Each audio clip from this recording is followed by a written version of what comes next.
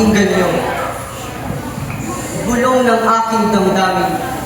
Tila parang ayaw dinggin. Masakit man itong isipin. Sadyang ayaw lang badamhin. Mahigpit na pamamahalan ng pamilya. Iyon ang nagmalaki sa akin. Bawat pagkakamali ko'y palaging may panghusga at pangmamaliit. Ako'y natatakot. Ako'y nanglalamig. Palad ko'y pinadudulas ng aking pawis. Maliit na butas pinalalaki. Pangmamahiya sa akin, ipalaging pinababati.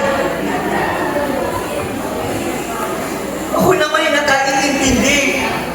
Pero bakit tila turing sa akin ay isa lamang hamak na estrangerong naliligaw sa inyong tahanan?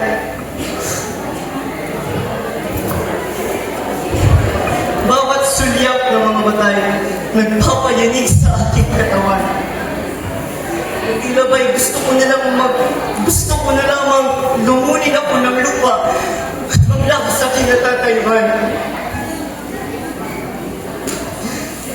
Ang salita ay dapat naririnig sa bawat isa. Hindi lang sa taas, pati rin sa baba.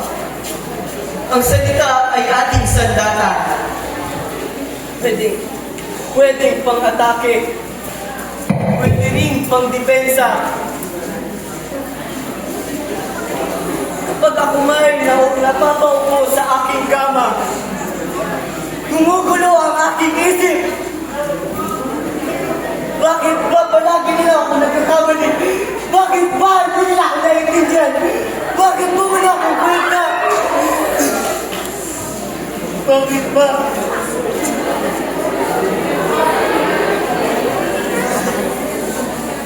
Bakit ba?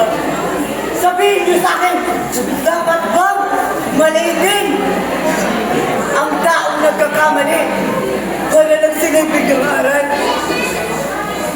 Ginagawa ko naman ang aking kamakaya.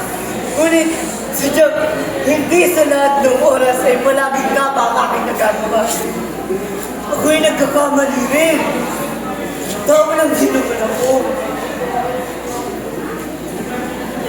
Maraming paraan upang hindi na ito maulit. Gusto kong maglayas. Gusto kong maglaog. Gusto ko na lamang umalis. Gusto ko na mawala na ang walang kwenta ka na. Walang kwenta ka po sa bahay. Alam ko kung ano ang dapat gawin. Alam ko kung ano ang dapat at di dapat gawin. Alam ko kung ako ay nagkakamali kaya. Pumanhin ko ako ay nagkakamali. Paumanhin ko ako ay nagkakamali dahil hindi ako perfecto. Paumanhin ko hindi ako perfecto. Dahil ayun, hindi ko kaya maging perfecto. Tao lang din naman ako, tao